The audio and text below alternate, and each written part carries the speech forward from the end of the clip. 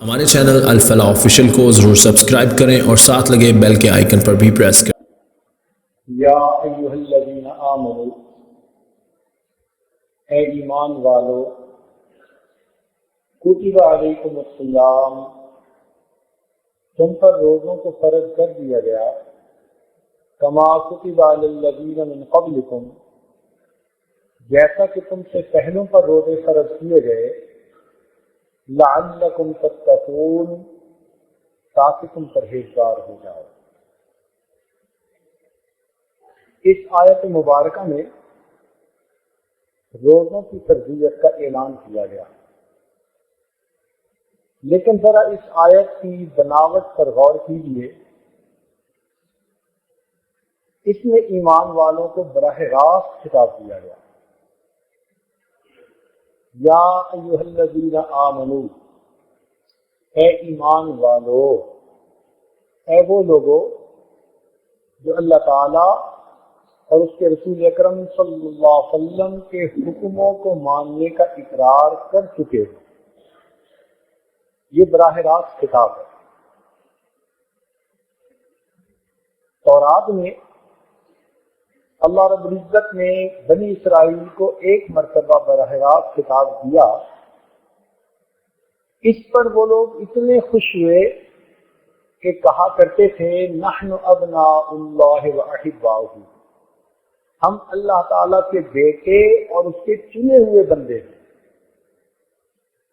ایک مرتبہ کے خطاب پر وہ سپریورٹی کمپلیکس میں مبتلا ہو، جبکہ اللہ رب العزت نے قرآن مجید میں امت محمدیہ کے مومنین کو 88 مرتبہ براہ راست خطاب فرمایا ہے۔ اس کی مثال یوں سمجھیے کہ وقت کا بادشاہ اگر کسی خاکروب کو بلا کر خود بات کرے تو اس خاکروب کے لیے اس میں بڑی عزت ہوتی ہے، بڑا شرف ہوتا ہے کہ وی وی آئی پی پرسنالٹی نے براہ راست کام میرے ذمہ لگایا۔ یہاں تو معاملہ اس سے بھی انوکھا، اللہ رب العزت جو پروردگار عالم ہے اور ہم لوگ جو اس کے بندے، پیدا کیے ہوئے بندے ہیں، ہمیں پروردگار عالم براہ راست خطاب فرما کر جب کچھ کہیں تو وہ کتنی اہمیت والی بات ہوگی۔ اس لیے حضرت عبداللہ ابن عباس عنہ فرماتے تھے کہ جب بھی قرآن مجید میں پڑھتے ہوئے یا ایھا الذین آمنو کے الفاظ آئیں تو پڑھنے والے کو چاہیے کہ متوجہ ہو جائے اب شہنشاہ حقیقی اس سے براہ راست خطاب فرما رہے ہیں۔ حکم کیا دیا؟ کتب علیکم الصیام، تمہارے اوپر روزوں کو فرض کر دیا گیا۔ اب اس خطاب کو سن کر دل میں مختلف سوچیں آتی ہیں۔ ممکن ہے کسی کے دل میں سوچ آتی کہ ہم سے ہمارے مالک حقیقی خفا ہو گئے، اس لیے مہینے میں سال میں ایک مہینہ ہمیں دن میں کھانا کھانے سے منع کر دیا۔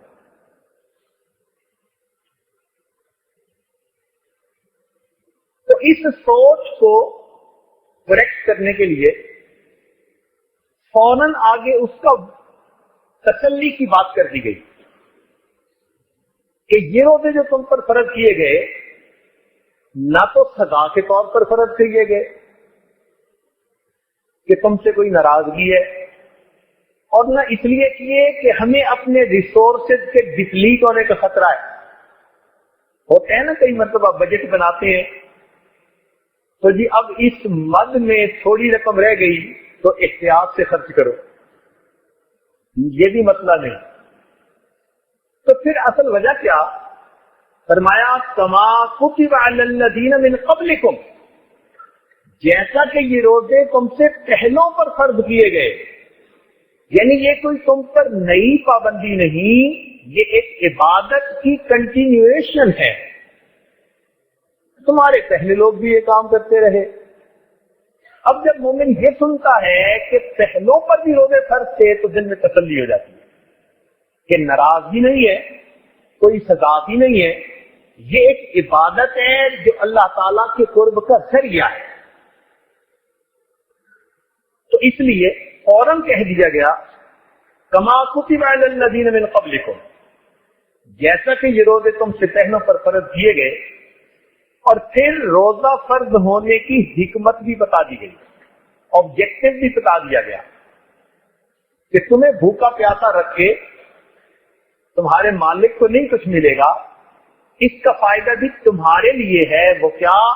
لعلکم تتقون، تاکہ تم پرہیزگار بن جاؤ۔ تو معلوم ہوا کہ یہ جو عبادت مومنین پر فرض کی گئی، اس کا مقصد بھی مومنین کے اندر اچھی صفات کا پیدا کرنا ہے۔ اب جب پوری آیت کو پڑھتے ہیں تو پھر دل کو تسلی ہو جاتی ہے، اور دل میں ایک شوق پیدا ہوتا ہے کہ اس عبادت کو ہم نہایت اہتمام کے ساتھ پورا کریں۔ اس آیت سے ہمیں ایک نقطہ اور بھی ملا، ہم بھی اپنے گھر میں کبھی بیوی کو حکم دیتے ہیں، کبھی بچے کو حکم دیتے ہیں، تو ہم سوچیں کہ کیا ہم بھی قرآنی اسلوب کو اپناتے ہیں؟ کیا ہم اس کو پہلے پیار سے بلاتے ہیں جیسے یہاں خطاب دیا گیا؟ جب اس کو کوئی بات کہتے ہیں تو کیا اس کے فوائد اور اس کی حکمتیں بھی کبھی ساتھ بیان کرتے ہیں تاکہ ان کو بھی کانشیس کلیئر ہو جائے کہ یہ بات جو کہی جا رہی ہے اس کے پیچھے لاجک کیا، وجہ کیا؟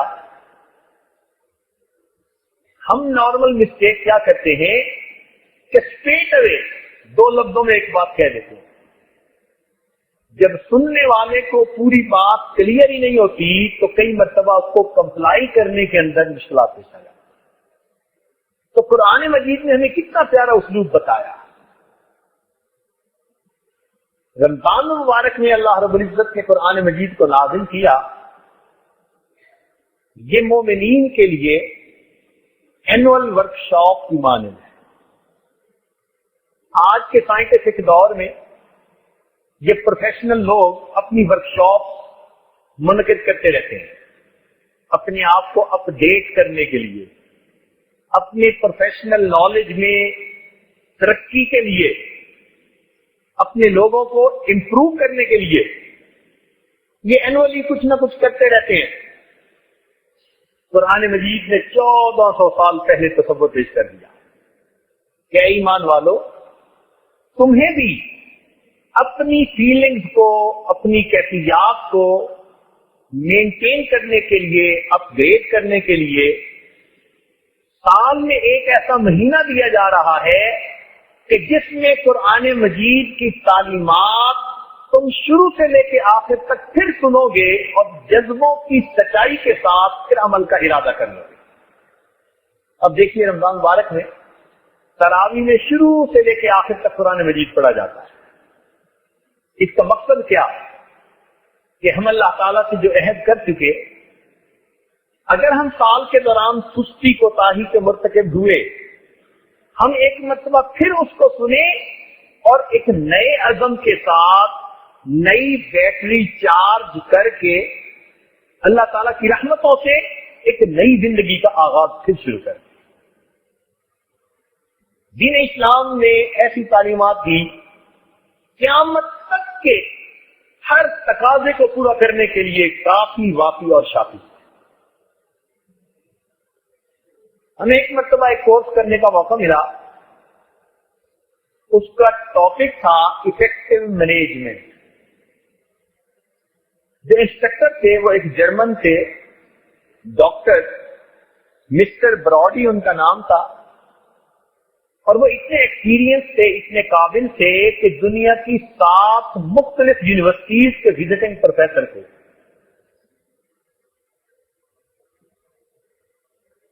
ایک ہوتا ہے ایفیشینٹ مینیجر، ایک ہوتے ہیں افیکٹو مینیجر، دونوں میں ڈفرنس ہے۔ ایفیشینٹ مینیجر جو وہ ہے جو ہر وقت بزی رہتا ہے، کام کرتا رہتا ہے، لگا رہتا ہے دن رات، آؤٹ پٹ کچھ ہو یا نہ ہو وہ کر رہا ہوتا ہے۔ لیکن افیکٹو مینیجر اس کو کہتے ہیں کہ جو آؤٹ پٹ دے رہا ہو، جو ریزلٹ دے رہا ہو، جو پروڈکشن دکھا رہا ہو، اس کو افیکٹو مینیجر کہتے ہیں۔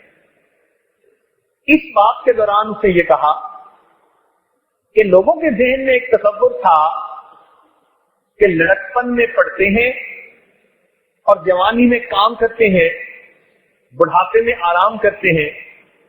اب یہ تصور ختم ہو گیا۔ اب یورپین کمیونٹی اس نتیجے پر پہنچی ہے کہ ہمیں لڑکپن میں بھی پڑھنا ہے، جوانی میں بھی پڑھنا ہے۔ وہ کیسے؟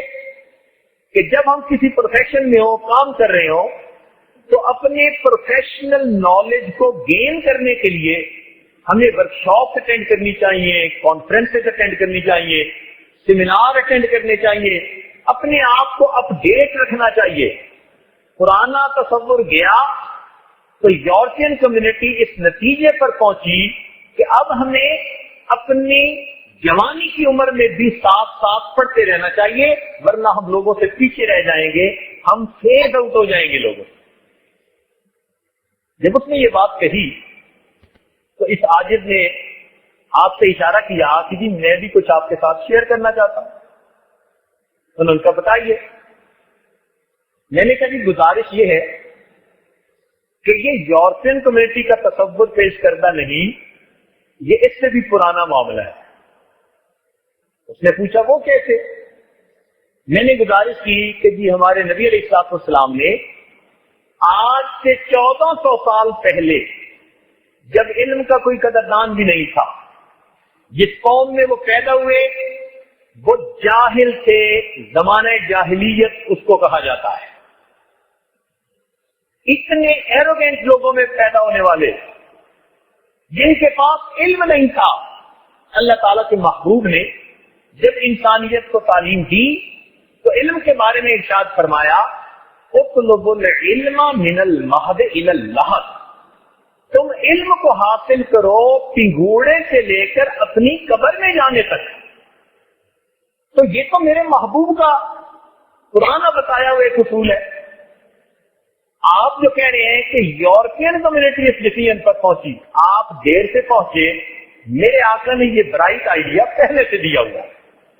جب ان کو یہ بات کی تو وہ تھوڑی دیر تو سنتے رہے، پھر بریف کیس سے اس نے اپنی ڈائری نکالی، مجھے کہنے لگے جی آپ اس کے اوپر یہ عربی میں لکھ دیں، نیچے اس کا انگلش ٹرانسلیشن لکھ دیں۔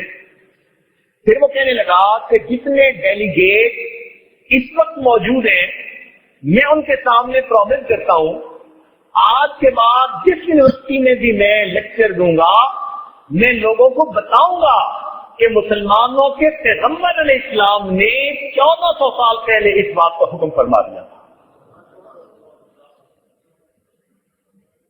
تو آج دنیا سیمینار اور کانفرنسز کی باتیں کرتی ہے، 1400 سال پہلے سے ایک تصور دیا کہ تم سارا سال اپنے کاموں میں مشغول رہو گے، کوئی انڈسٹریلسٹ ہے، کوئی بزنس مین ہے، کوئی یونیورسٹیوں میں پروفیسر ہے، ممکن ہے کہ تمہارا وہ جذبہ ٹھنڈا ہو، غفلت آ جائے۔ جس طرح سیل فون یوز ہوتا رہتا ہے تو بیٹری ڈاؤن ہوتی ہے، پھر اسے چارجر سے لگانا پڑتا ہے۔ رب کریم نے بھی رمضان مبارک کا مہینہ ایمان والوں کے ایمان کی چارجنگ کا مہینہ بنا دیا۔ اس میں روزے فرض کیے گئے۔ رمضان مبارک کی جو خاص بات ہے وہ یہ کہ دن میں روزے فرض کیے گئے اور رات کا قرآن اس کو سنت بنا دیا گیا۔ روزے کا رکھنا انسان کے اپنے لیے فائدے مند ہے، اس میں کئی اس کے اخلاقی پہلو بھی ہیں اور انسان کے جسم پر بھی اس کے اچھے اثرات پڑتے ہیں۔